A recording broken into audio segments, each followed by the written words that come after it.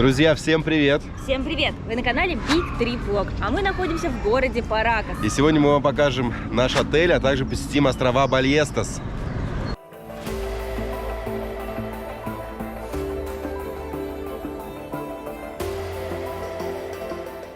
Начнем наш обзор с отеля. Называется он Гранд Пальма, Большая Пальма в переводе с испанского.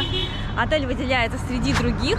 Надо сказать, что в Паракасе не очень хорошие отели, их всего лишь несколько, но самые дорогие, они прям очень дорогие, это типа DoubleTree и так далее. Мы нашли, так сказать, цена-качество. Этот отель занимает 3-е место в рейтинге среди TripAdvisor всех отелей в Паракасе, поэтому мы его и выбрали. Хороший и цена достойная. Пройдем внутрь. Отель беленький, чистенький. Сразу же нас встречают небольшие растения, бамбук. Здесь нас встречает ресепшн. Нас быстро заселили. Буквально за пару минут. Наш номер располагается на 3-м этаже. Здесь у нас бассейн. Пойдем туда позднее. Здесь комната отдыха. Можно почитать журнальчик, просто посидеть в тишине. Есть еще небольшие картины в виде такого полотна. Видите, на нашем этаже тоже есть небольшая картина. Давайте пройдем в нашу комнату. Посмотрим, как она выглядит. 2 кровати. Мы бронировали в последний момент, поэтому одной большой кровати не оказалось. Есть небольшое зеркало, но оно практически во весь рост, поэтому удобно смотреться. Красивые лампочки, расшитые картины с рыбками. Есть вентилятор, хотя в пустыне не сказать, что очень жарко, потому что здесь дуют ветра. Есть телевизор. Комната светлая, как вы видите, даже такие шторы плотные, чтобы когда ты просыпаешься утром, солнце не сильно светило в глаза. Помимо того, что здесь есть 2 кровати, есть также 2 тумбочки, хорошо работающий Wi-Fi, большой шкаф. Смотрите, мы вместили все свои рюкзаки. У них также работает laundry room, если необходимо. Ну и давайте пройдем в ванную комнату. Здесь все очень чистенько. Есть горячая холодная вода. В отличие от Колумбии, где в жарких городах нет горячей воды, здесь горячая вода есть. Мягкие полотенчика, 2 больших полотенца, 2 для лица и еще одно полотенце для ног. Унитаз. И за дверью у нас прячется раковина. Есть шампунь, мыло и фен даже есть. Комната белая, все здесь чисто.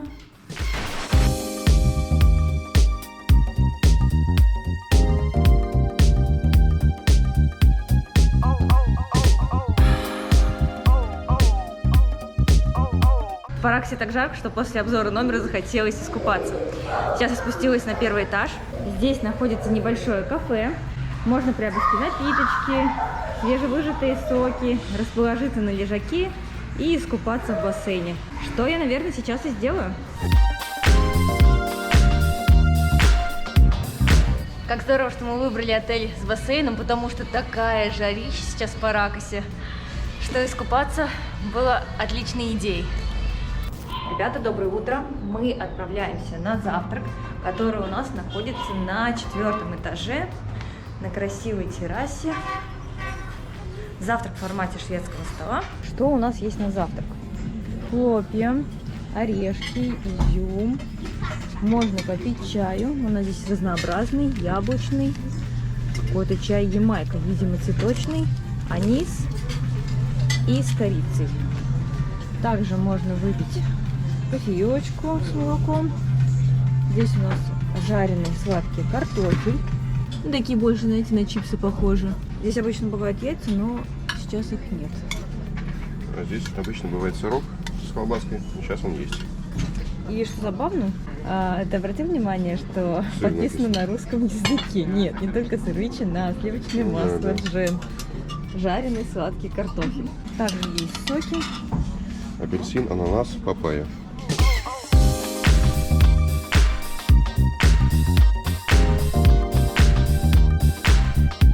Фруктовый салат для принцессы-малышки.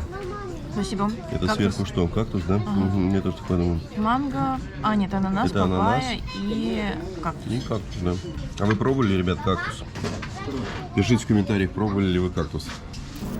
Какая-то непонятная штука для принцессы-малышки. Не, я не буду это пробовать. Пожалуйста. все берут. Может быть, это сладость, но не похоже.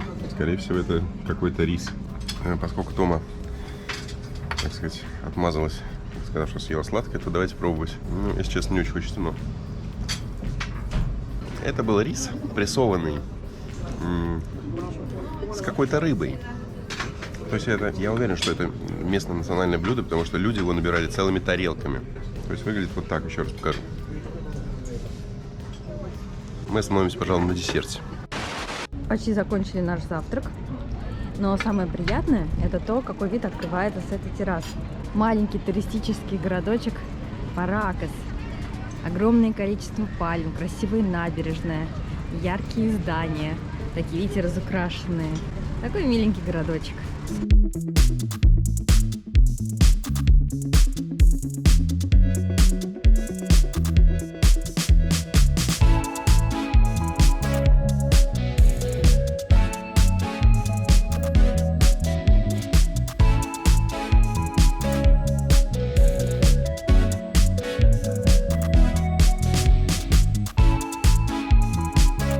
Недалеко от отеля мы пришли к туристическому агентству, чтобы взять экскурсию на острова Балеистас, которые находятся на территории национального заповедника Паракас. Мы, конечно же, хотим увидеть и пингвинов, и пеликанов, и морских львов.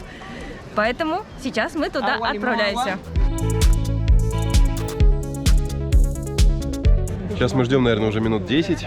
Видим, пока соберется наша группа и пока будет наше время отплытия. Оно назначено было изначально на 8:30.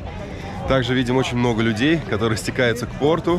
Все разбиваются по группам, все ждут своих лодок, потому что это самая популярная экскурсия. Каждое утро множество лодок отправляются смотреть острова.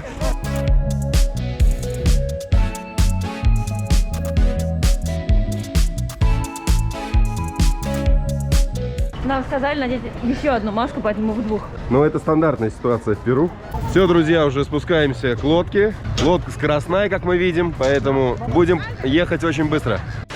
Заняли места в передней части нашей лодки. Сейчас вся группа загрузится. У нас не так много человек, наверное, человек 15 в группе. Ну и будем отплывать. Время где-то 8:25, поэтому все без опозданий, все по плану. Еще одно обязательное условие: нужно надеть спасательный жилет.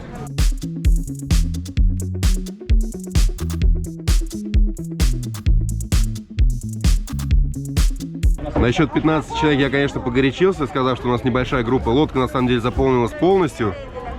Ну, это, наверное, уже человек 30-40. Но всем комфортно, лодка комфортная, сиденья удобные, поэтому ровно 8:30 сейчас где-то мы отплываем.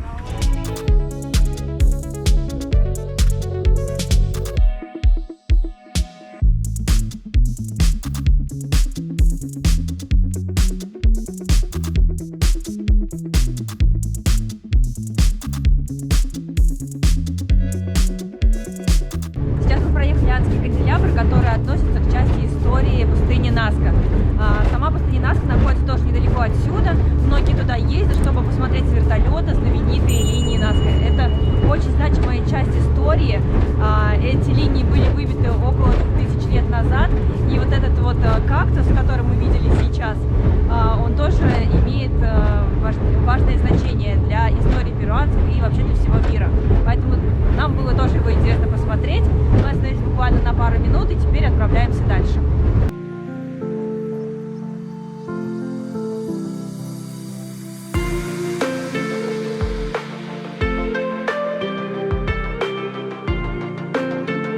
Ребята, мы сейчас видим огромное количество интересных птиц, которые издалека были похожи на пингвинов. Они большие, белые, черные крылья и сейчас летают над нашей головой.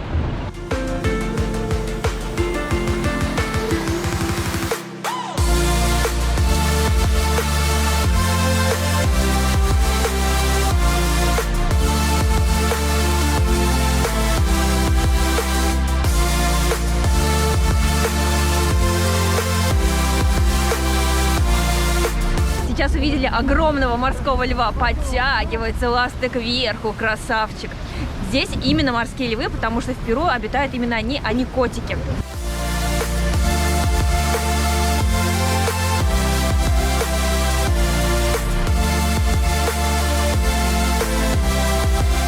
Сейчас мы проплываем очень близко к скалам, и нам показывают, что здесь очень много крабов. Они действительно такого красного цвета. Очень много крабов. Не знаю, видно ли вам, но интересно, интересно. Также здесь есть рыба. Очень близко к скалам.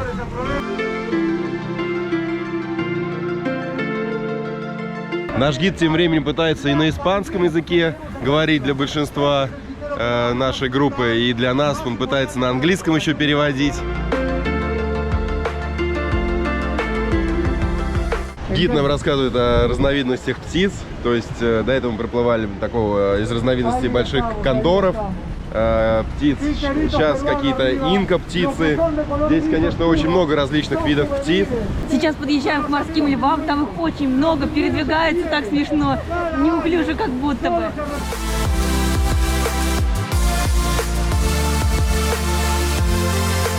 Сейчас мы проезжаем здания, в которых проживают сотрудники, которые работают на этих островах. Они заботятся о животных, собирают фекалии.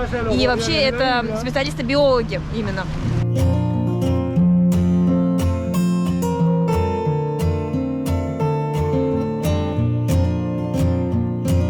Увидели медузу огромного размера, я никогда вообще такую не видела. У нее словно есть какие-то лапки, которые постоянно она ими передвигает.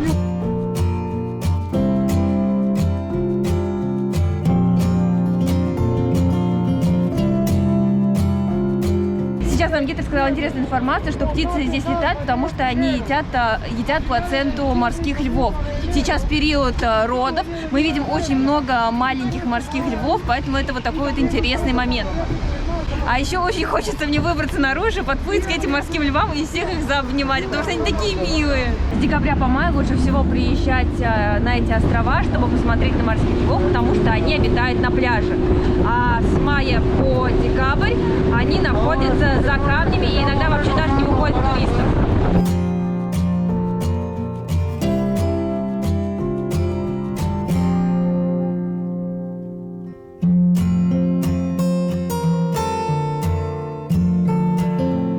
Примерно в начале 11-го мы уже приплыли обратно, то есть такая, получается, чуть меньше, чем 2 часа их сама длилась экскурсия. Впечатление, конечно... Просто море, масса. Да. Это отличнейшая экскурсия. Увидели и морских львов, и пингвинов, и много разновидностей птиц. Поэтому это отличнейшая экскурсия. Мы вам ее рекомендуем. Кстати, ездили мы с агентством, которое называется Aventuras al Sur. Оставим на них точку в описании. Можете пользоваться этим агентством, можете выбрать и другое агентство, достаточно много. Ну, по крайней мере, у нас было все организовано. И гид был и на испанском, и на английском он нам пытался переводить. Он тут бегал по всей лодке туда-сюда. Да, это было так быстро. Он, то есть, индивидуально к нам подходил и делал для нас перевод. Да, потому что, когда подплываешь к этим островам, которые вот заселены этими животными, то нужно очень-очень быстро все и рассказывать, и снимать, смотреть по все стороны. Да, потому что за вами плывут еще другие лодки, которые также хотят посмотреть на всех животных. Но это просто масса впечатлений, мы вам очень рекомендуем. Было все очень здорово, очень классно организовано, мы всем довольны. Вечером вышли на набережную, сейчас собираемся в ресторан поужинать. Ну, перед этим немножко прогуляться, красивый закат, пальмы вокруг, расслабленная атмосфера. Да, после Лимы, конечно, очень необычно выглядит это место, как будто, знаете, приехали уже в Египет, да, либо на какой-то остров, то есть здесь и океан, и набережная, то есть такая атмосфера релакса, в отличие от городской суетливой Лимы. Ну, Лима мне тоже показалась иногда такой местами расслабленной, особенно когда мы гуляли с тобой по океану тоже, по набережной, по пляжу, но здесь совершенно все по-другому, музыка из всех ресторанчиков играет, и такой немного тихий и закрытый город, как будто бы, да, потому что туристов сейчас немного.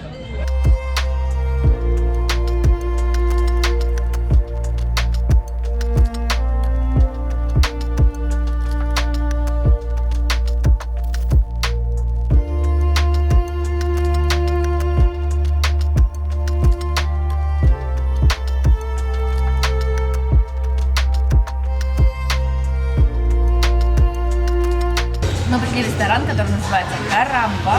Это трехэтажный ресторан, аутентичный. Здесь подают местную кухню, которую мы сейчас будем с удовольствием пробовать.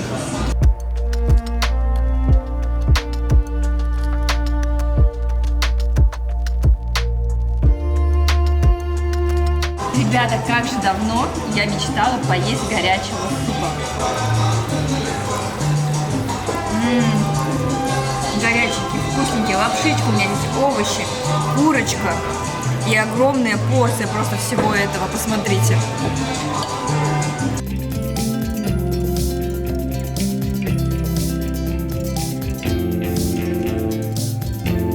У Кирилла топовое блюдо. Жареный осьминог с картошечкой. Да, выглядит все великолепно. Настоящая жареная картошка. Прям именно такой, к которой привыкли мы. Теперь, друзья, мы пробуем закуски. Вот так, да, сначала основное блюдо, пока не остыло, а теперь закуски. Здесь у нас и севиче, и креветки с рисом, картошечка, рыбка в панировке. Ну, давайте уж попробуем севиче.